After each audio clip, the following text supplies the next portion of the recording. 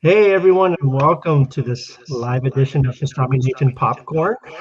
I am your host Kevin, and with me, as usual, is the founder, co-founder, and editor at Pastrami Nation, Mr. Nolan Smith. How are you today? Good. How are you? I'm doing good, man, doing good.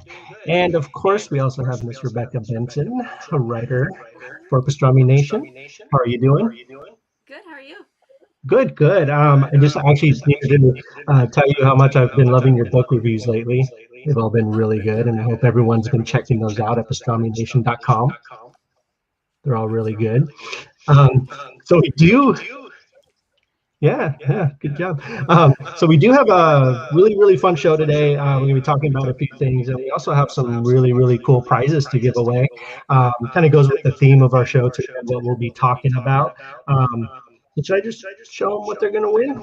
Yes, Yeah, please. please. Yeah. Possibly. So we do have a really, really cool prize. This is the Blockbuster party game we're going to be giving out. It's a really fun It game is for the fun. whole family. Everyone who it's a movie game for anyone who has ever seen a movie. Anyone. Yeah. Anyone.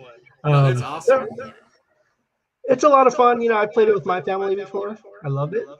We have So, it. what's that? Absolutely. We have it. Oh yeah, it's fun. So yeah, you all watching can definitely win that. And we also have another cool prize you guys can win. So I've been reading it and it's really good, but we're going to be giving away a copy of Release the Snyder Cut, the book by Sean O'Connell, who's a he's a film journalist, and he's been following this whole thing since the beginning. And he's been a huge part of the Snyder Cut movement. The book kind of covers everything, to the release of the Snyder Cut. So the fan, the fans have their voice heard, and it kind of dives into the people who actually made it happen. So like the fans, and it's a really cool book. Figure anyone who's into this topic will really like it. So yeah, you guys can win a copy of that as well.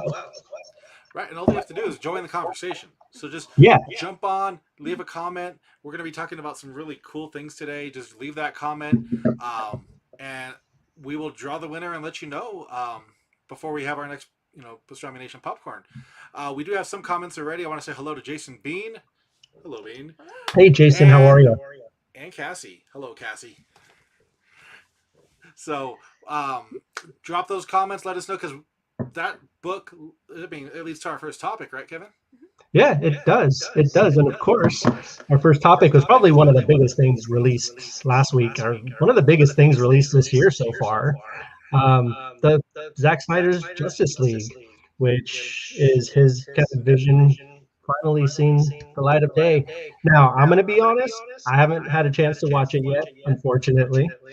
But Nolan and Rebecca both have. So we're going to talk about it. Like I said before, I'm not, spoilers, whatever, everything might be there. So um, you guys You're take okay with it. spoilers? Let's, You're was okay? that? You're okay with spoilers? Oh yeah, yeah. I kind of have a vague notion of what happens anyway. So Right. it's fine. But first, let's start out with what did you guys think of it? Were you guys like it? What are your guys' basic thoughts about it? Oh, you go first. Well, for me, just to be real clear and honest, this was actually my first time seeing it. I never did see the original, so it was all brand new to me. So I feel like I can offer a little bit of a different perspective than most. So I didn't know what I was getting into. And poor Nolan, he was like, "No spoilers." I'm like, "But I don't know what I'm spoiling." So we'll just have to wait. But no, I really liked it. It was a little bit of almost segmented, kind of fragmented too much for me at the beginning, and I understand, everybody has their backstories. Mhm. So that part was interesting. I'm like, okay, okay, and then I felt like once everybody came together, you're like, okay, finally, there's a little bit, of a little teamwork, and it just flowed a little bit better. Nice. And me, I'm not a fan of Ben Affleck as Batman. Just gotta put that out there.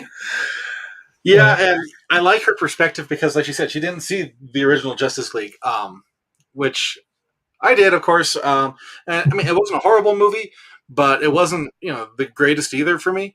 Um, so for me, this movie was awesome, and for quite a few different reasons. I love the build up, the character build up. we saw a little bit about that in the original Justice League, but we see a lot more, especially for Cyborg and the Flash. Yes. Cyborg. See, and yes. How cool is surprising. That to hear somebody say cyborg? Like, yeah, right. I heard it. It really is his movie. Yeah. I think it was his movie. Him and the Flash got a lot more time. Nice. A lot of people, they prefer, the CW Flash. I do too. I like the CW Flash, but I think original Justice League, Flash and Superman were the two shining points of it. I felt like in this one they gave us a little too much of the awkward weirdness of the Flash, to where the point where he's almost like, he's going to say something stupid again because he's that guy. Right. The biggest things for me, of course, are Darkseid. Darkseid. Darkseid is, and he is in that movie. My God. Darkseid is probably my favorite DC villain. Like, I've voiced my opinion on anybody that will give me a camera and a mic. I love Darkseid. What they did here was so well done, and if there was still more coming in the Snyderverse, it would have set up new gods. It would have set up, the battle with Apocalypse, the planet of Apocalypse, and, Orion and Lightray and, Metron and all those. So they gave you enough. There's an epic flashback scene where in the original one, it was Steppenwolf attacking Earth, and he was fought off by the Atlanteans and the Amazons and man. They changed that in here. It's Darkseid that comes to Earth, and he's fighting Zeus. Oh, that's cool. He's fighting Ares. He's fighting the Amazons. He's fighting the Atlanteans. But I mean, you almost have like a throwback Justice League when you think about it. You have your gods, your heroes, you have your men, your warriors, you have your women, your strong Amazonian women. They all came together, and it was really, really cool. Second part that was really good for me would be Steppenwolf.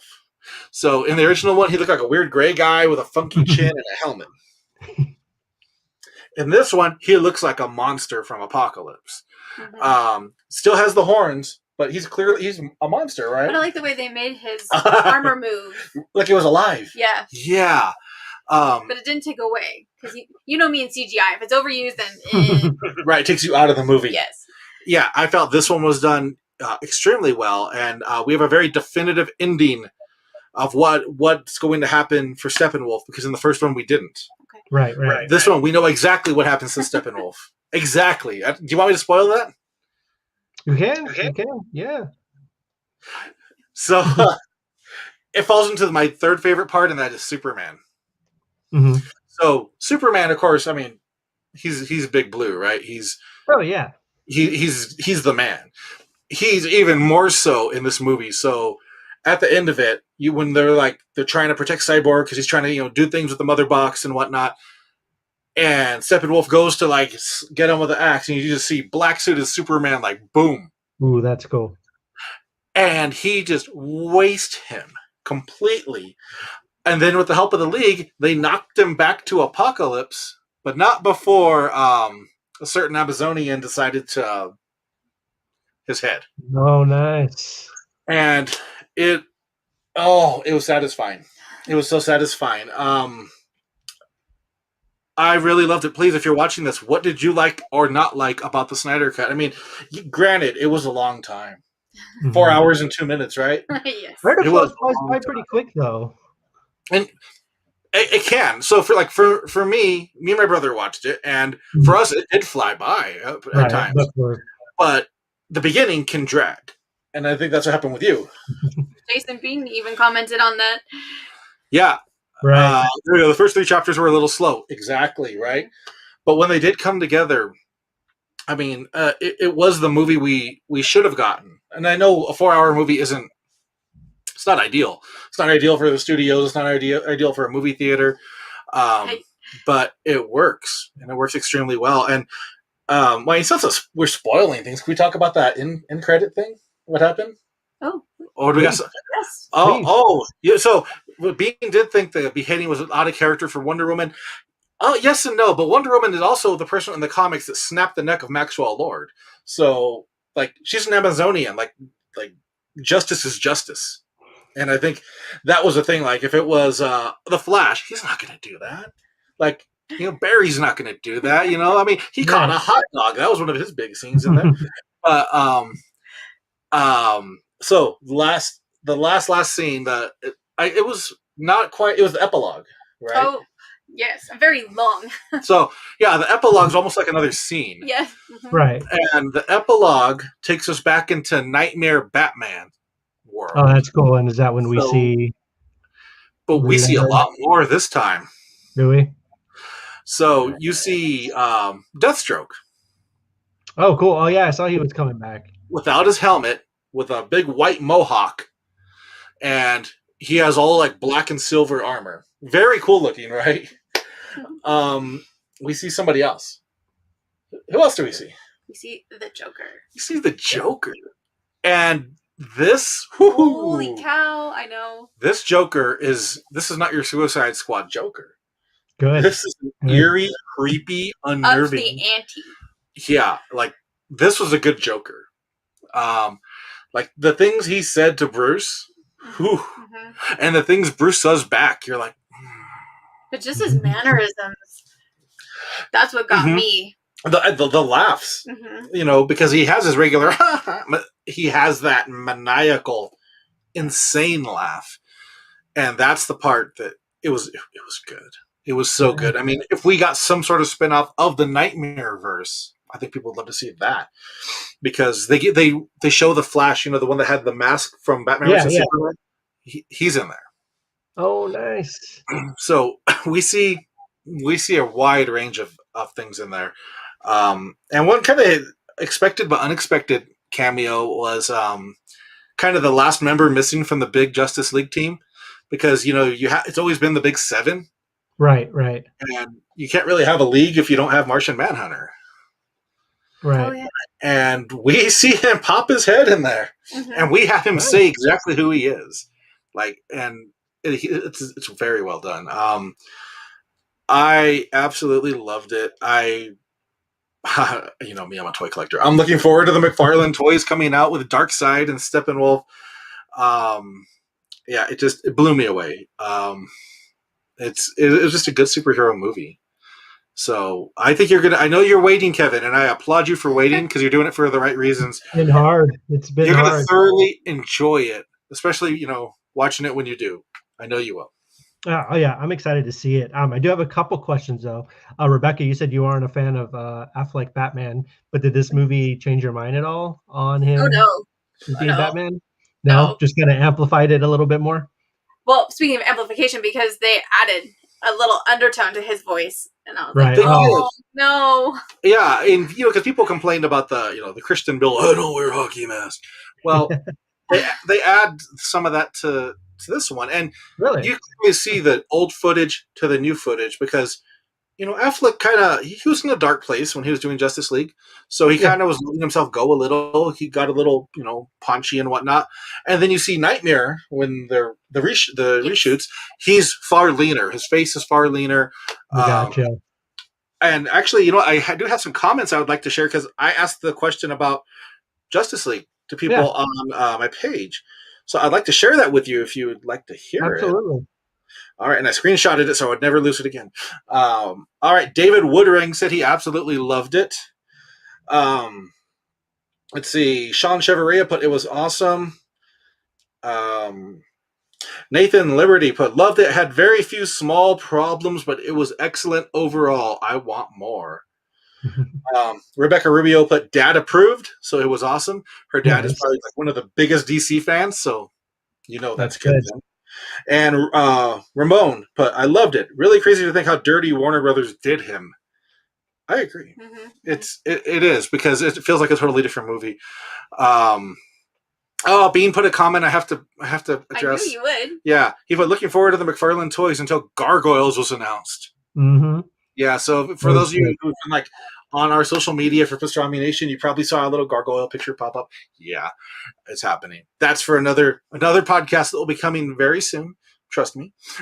We will be talking all kinds of toys, but I still hope you're picking up at least Darkseid, Jason Bean. You have to. Chris put saving up for the Hot Toys Scarlet Witch.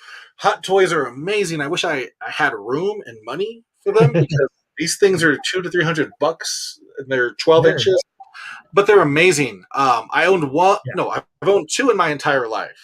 Deadpool and the Christopher Reeves Superman. And they were outstanding, but they're like that size. Like they're big, but I applaud you for getting that, Chris, because you know it's going to be an amazing thing. So has what we said made you want to see this anymore, Kevin? Oh yeah. I mean, I've been stoked to see it from the beginning. You know, I want to see, so, you know, you go through the whole history of the DCEU so far and everything Zack Snyder's done. It's definitely been a mixed bag. It hasn't been perfect or ideal, you know, and I got Warner Brothers thinking when they hired Joss Whedon. They're like, we're going to try to do this the right way. But obviously we saw how that turned out. And I'm a big fan of letting people let their original visions out there, no matter how divisive it is or whatever. You know, it should be, if it's your movie, it's your movie. You know, like, and if you it should sucks, be able to release. It sucks. That's on you. Yeah, if it sucks, it sucks. It's on you. Yeah, exactly. So like, I'm really, really excited to see it, even though I haven't been a huge fan of what he's done. I love Zack Snyder. I think he's a great director. He's got a great eye for stuff. And I'm really excited to see it. And I'm definitely going to be checking it out next weekend for sure. Oh, that's awesome. Well, please make sure you wrap back around and let us know what you thought, because I think you're going to enjoy it. I do. I really think you're going to like it. One of my biggest questions about the movie, though, is did they fix Cavill's mustache? Yeah. area? So most of those scenes were actually they were reshot because now he's black suit Superman. So you don't have that weird mustache thing going on anymore. Dude, that thing threw me off so bad.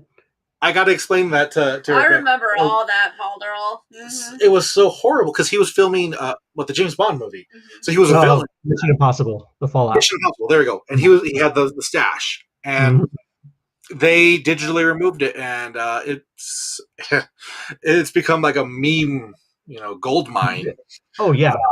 But no, that's done. Superman is epic in there, man. Especially seeing him in that black suit that's very reminiscent of Return of Superman in the comics, because when he came back, he rocked that black one with the silver symbol. Thank God he didn't rock the mullet like he did, because that's what he had to come back. Because apparently he grew a mullet when he died.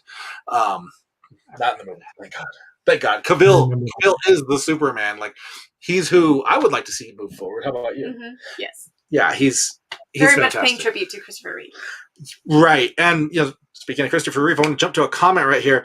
Bean put, I'm on Mezco, haven't graduated to Hot Toys. Look for a review of a Mezco Christopher Reeve Superman coming soon to Pastrami Nation. Because you're going to love that, Bean. And then I see Chris put, I have a hella Mezco and impressed with how detailed they are. Yeah, Mezcos are great. Little 112 scale, amazing pieces of work. And there's Justice League ones that just came out, for pre-order. So if you want that black Superman, you can get it in a 3-pack. Nice. Yeah. Mezco, you should send us stuff because we're plugging you so much. Who knows, man? Let's keep plugging them. Like every show, we just plug them. And we're going to be like, and this episode is brought to you by Pepsi. And then we're going to have like mountains of Pepsi with us. Right? Exactly. So let's actually, speaking of Justice League, I have to bring this one thing up right now. And we need to, just real quick, did you guys see the Suicide Squad trailer? Did you see it? Mm-mm. I saw that it came out today, but I didn't watch the whole thing. You need to watch it. We'll talk about it in a later podcast. Okay, because I saw the little, like when you're scrolling and it pops up, but there's no sound.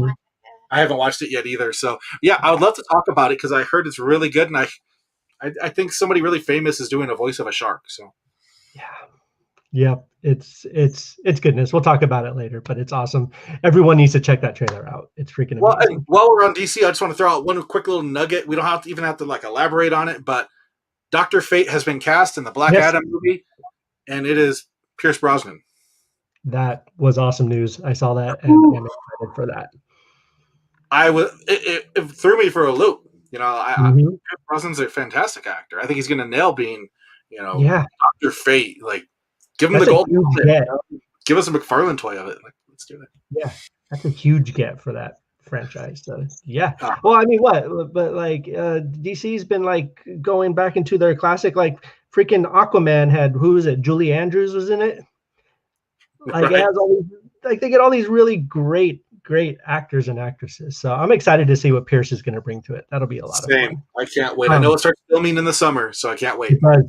It does. So speaking of comic book stuff, on the other side of the coin, we have Marvel. Of course, Marvel last week also dropped something that was pretty highly anticipated as well. The first episode of the Falcon and Winter Soldier started last week. Of course, it comes right off the heels of WandaVision. No one was quite sure what to expect. I mean, I saw it. I thought it was great. It was exactly what I was expecting it to be, which isn't a bad thing at all. Like it was exactly what I wanted for Marvel, and I really liked it. What did you guys think about it? What were your guys' thoughts about the first episode? I was going to say, yeah. First off, yeah, we haven't seen the second episode yet, so. Oh yeah, neither have anybody. Yeah, no, I haven't. Yeah, we haven't seen that either. So, okay. What did you think of the first episode? I really liked it. I mean, I knew it was kind of a continuation once we got started of the, Captain America movies, and it still had that Marvel feel coming off of the heels of DC, because they're very different. Right. So, but I love that they're kind of continuing on with touching onto like the more human quality side of superhero. Like when they were sitting at the bank, you're like, well, how do you get paid? Like, who's paying the bills? I thought that was great, and the guy just flat out asked him, like, "Do you guys get paid?" And it's just, I agree. It's so cool to see that human side of Falcon and Bucky. Because Bucky, is somebody who we saw as Steve's friend in the old, first Captain America, and then we saw him as a crazed killer who always had that in the back of his head, like trying to get rid of the brainwashing. So it was so cool to see him try to be human. And obviously he has the things that haunt him. He has the PTSD. He has, he needs help too. And I didn't expect that. I was like, wow, like this is so cool. And even like the people during the blip that were still there. Yeah. Right. We got to hear a little bit about that. And like, what happened? The human nature, like you said, that was the biggest draw to it because, you had the Flag Smashers, in there. And Flag Smasher is a classic villain. Yep. But almost second fiddle to just the human side of Falcon and Bucky. But honestly, that's probably how it should have been. And of course, Kevin, I have to ask your opinion. What did you think of our new Captain America?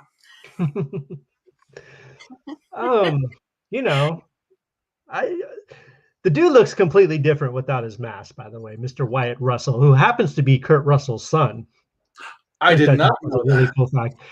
He was in the show called Good Lord Bird that I just recently watched. He's a really good actor. But initially seeing him in that suit, it's very off-putting. Yeah. Very off-putting. I've seen the meme of what was it? Carl from Up. That's what I said.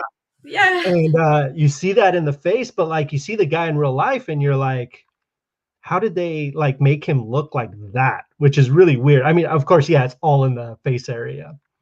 And it was a shot down here going up. Yeah. But I think that's what it was. The stupid ears, because obviously the mask is pulling his ears. It didn't do him any justice. No. However, if you're a comic fan, you know who this new Captain America is going to end up being. We don't know how he's going to be this in the show, but he will play a significant role. So I'm really happy that he's actually a good actor.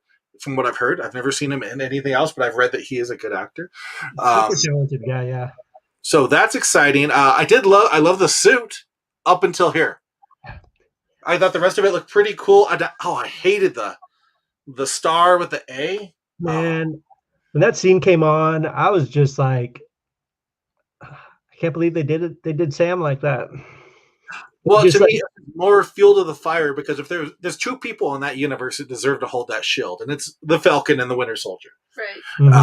And that's it. Like, those are the two people. The Falcon has put in his dues, and I mean, the Winter Soldier is he's next in line. Personally, I think Sam's going to do it. Sam deserves it. Sam. I think so too, 100%. And he's a regular guy. Like there's nothing.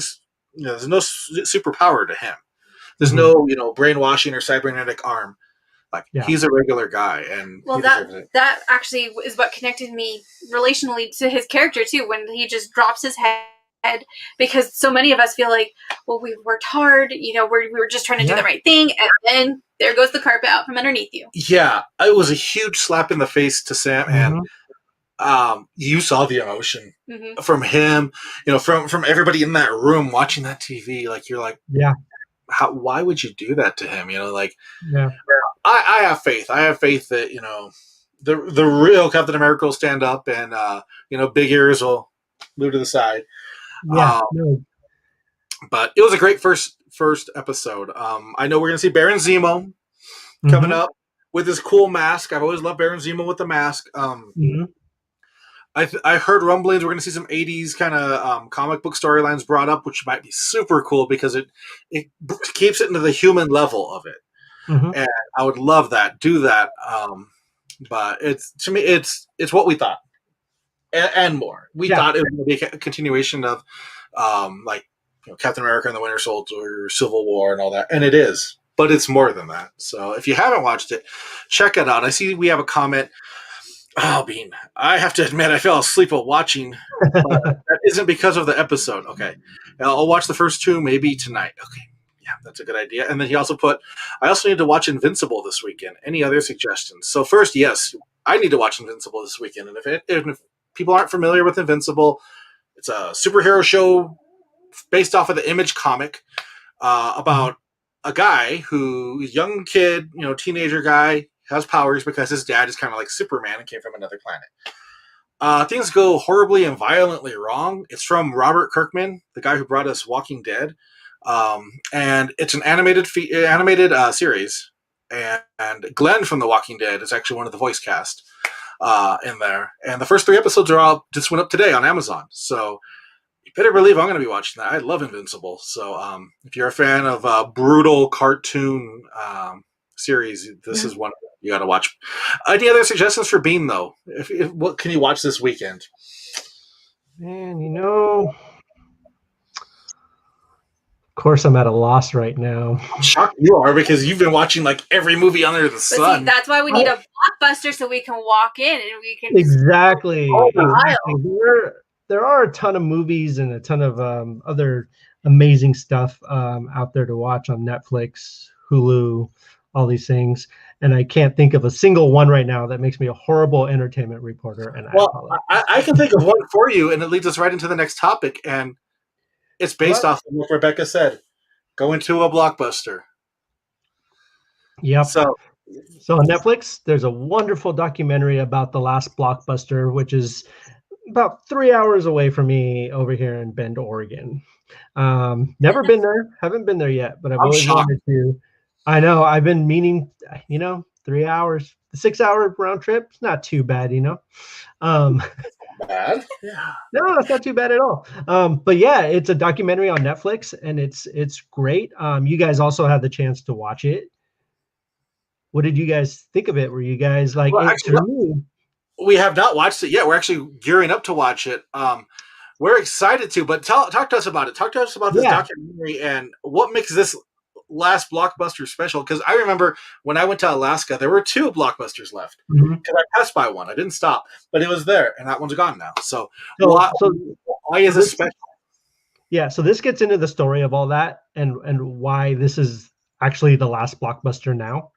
So now, as we speak, those Blockbusters have lost their licenses. So and all of their stuff was delivered to this Blockbuster. So this Blockbuster is the last franchise Blockbuster in the world right now. And they still rent movies? They still do all that? They still rent movies. They still rent, VHS, DVD. Well, not VHS, but like DVD and Blu-ray. It's a legitimate working video store still. It's still, there's a storyline throughout the movie where she's the owner, her name is Sandy, and the documentary dives into her family life and how long, how she got involved with Blockbuster in the first place. But one of the storylines is her stressing out about, she's waiting for a phone call from Blockbuster or from whoever owns the Blockbuster name, CBS, Viacom, or whatnot, to see if she can keep the name, keep it franchised as a Blockbuster Video. It's actually pretty intense when it gets to that, because you're like, is she not going to? You don't know. But it's one of those documentaries you watch and it just brings you back to a certain time in your childhood, or whenever, you're going into a video store and it has these celebrities, people like Kevin Smith and Ron Funches and like all these wonderful actors and comedians and stuff talking about their Blockbuster memories. It just brings back all these memories of going to Blockbuster. It's just an interesting kind of uplifting story, actually, almost, about her running this place and how big she is in the community and stuff, and how many people she's helped out get. So many of the kids that live in the community got their first jobs at that Blockbuster until this day. Like, she calls herself the community mom, because she gives all these kids jobs and then they move on to do other stuff. Cool. Yeah, right. I think that's awesome. That's bragging rights right there. Yeah, no, and you're helping your community. Yeah, and I mean, I know a lot of people that have worked at video stores. I see Bean put, my first job was at a video store. Mm-hmm. I know somebody else who worked at a video store. Don't I, Kevin? Do you? Yes, you do. Yes, you do. So yeah, did you work at a video store? I worked at a movie theater, so not quite. Right. So my first job was at the movie theater, was at Regal. And then my second job was at Hollywood Video, which was an incredible job. I freaking loved it. Like, I got to sit around, I got to rent, take movies home for free, rent them. Like, I'd get they'd be available to rent on like Tuesday, but we'd get them like the week before and we could take them home and watch them. Special. He's like, yeah, man, it was cool. And like, on top of that, I still kind of had like some connections at the theaters, so I wasn't really like paying for movies at all. But it was a cool gig. Like, especially during the day, like, you literally just be sitting there watching movies all day, because nobody's renting a movie at 11 o'clock in the morning on a Wednesday. True. So like, occasionally you get the one or two stragglers, but like, it's just cool, man. You get to sit around, watch movies all day, make sure the place is clean, and yeah, it was awesome. I loved it. So yeah, we have more people too. Chris put, I worked at one back in the day. It's so much fun. And Bean put movie gallery here. I loved it. For me, it was Cinemark. Cinemark was my first job in the movies and whatnot. I absolutely love my Cinemark job. Until it was time to, hey, yeah, there's better paying jobs out there. Time to go. Mm-hmm. But I loved it. I did every position you could have there, up into making the films, in the box office. I mean, in the projection booth. Yeah. Wasn't that cool though? Like, wasn't that really cool? Like, back in the day, like, building the film, like physically having it in your hand and splicing it together, and like having the screenings and making sure everything's like it. I mean, those canisters, those metal canisters they would deliver, and you had to take it up to the big platter and make the movie, and you would have to put the sound line in there so you knew to tell the projector when the sound for the trailers ended and when the sound for the movie began. And if that sound line got wrinkled or messed up, or if you got a brain wrap, forget about it. Brain wraps, things are made. That's what nightmares are made out of. It truly is. When that stuff gets like, when film gets like pulled and like junked in like all sorts of different directions, it's horrible. It's a nightmare, especially if you have like a full house and like a sold out screening of something, and you're like, oh man. Yep. So. And that's happened. I remember Space Cowboys was a big one when I worked there. We had a brain wrap, and we had to go tell everybody, like, sorry. Same with Oh Brother, Where No. One of my favorite movies of all time. And we had a brain wrap during that. I have Bean. He put, I would go into other video stores and couldn't help but look at their shelves and put their boxes in the proper place. My girlfriend would be telling me to stop working. See, yeah. Bean, you bring up one of my favorite parts about a video store. That's when you'd be looking and you'd see like that movie you want, but they're all gone from behind it. and then you look behind like the other movies, and there happened to be one hiding there. You felt like you won the lottery, you know? You did, and that was amazing. And that's some of the cool stuff that they really dive into in the documentary. You know, they really get into that, just the little things about going into video store, like feel like you won the lottery. One thing that I found that I thought was super, super ironic about the documentary, it's not really a spoiler, because I think, you know, if you just history, there's this, you've probably heard the story about Netflix and Blockbuster. So Netflix offered to sell to Blockbuster for like some like low, I think it was like 50 million or something, which is a lot, but like Blockbuster money, like that's, you know, whatever. So Netflix is like, we'll sell to you guys for, like, I think it was like 50 million. Blockbuster like laughed them out of the room. They were like, you guys are going to be dead. You guys, nobody's going to want to do business with you guys. You guys need to go. And then Netflix goes and makes a documentary about the fall of Blockbuster. So it's ironic. Pretty ironic thing. And they cover that in a pretty funny way in the documentary. Because you actually get interviews with the guys at Blockbuster, you know, the people that were at the top. And they're like, you know, yeah, this is where we're at. Well, and Blockbuster tried to, you know, replicate what Netflix was doing, because I remember Blockbuster would do the little envelope DVD thing. Yep. They even had the kiosks, like the red boxes. Yep. But I mean, as soon as Netflix did streaming and original content, they didn't have a chance, you know. Yeah, not at all. So yeah, definitely recommend checking that out if you guys haven't seen it yet, and it's really, really fun. So yeah, that's one thing you can watch this weekend. Watch the Last Blockbuster. That's the way to do it. But yeah, so I think that's all we have for today. Don't forget to leave a comment and talk about it.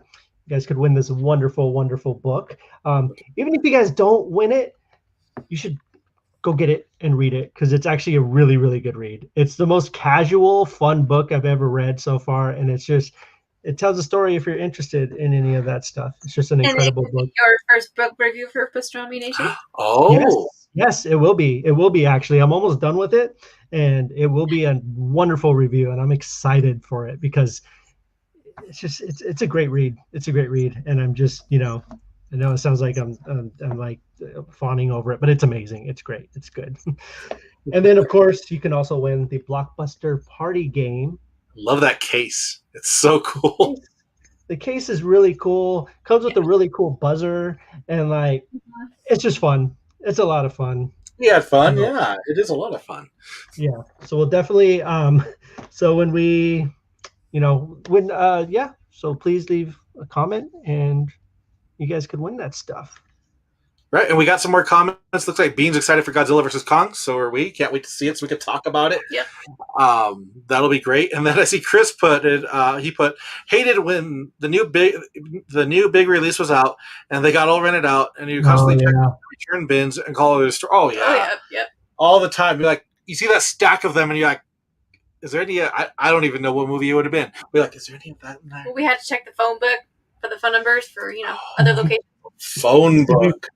Did you guys ever do that thing where you're trying to find a movie, and like they're like, yeah, well, you know, it's supposed to be returned like today, and so you're literally stick around the store like all day long, like waiting for that one video.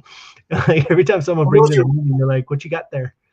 And it's your one-stop shop, you know, because you go there, you get your movies, you get your candy. They had that popcorn tub that had the popcorn still on the bottom, which is pretty unsanitary when you think about it in these COVID times. Like, I don't want to bucket everybody else's clips, but it was real then. And then Heather Rosales put "so retro." It is, and it's awesome. So retro, and it's awesome. So much fun. Well, awesome, everybody! Leave those comments. Thank you for being in this conversation. This was I believe, our first live of popcorn, so this was great. You know, let's keep it going, and you know we're going to be back once movies start. And Godzilla's roaring out with Kong next week. Yep. So you know, popcorn will be back. Absolutely. All right. Well, everybody, I want to thank you again. Visit pastramination.com for news, reviews, and more. As Kevin said at the top of the show, book reviews. like what Rebecca has been putting out are up there. If you want to see photos of funny little plunderlings, those are also up there. So check those out. We're all on Instagram. We're on Twitter, Facebook, Pinterest. And if you want to listen to your podcast, you can go anywhere you listen to them. Spotify, Google, Apple, SoundCloud. We're everywhere. So please go check it out, subscribe. And we thank you so much for being with us tonight. Have a good night. Thank you.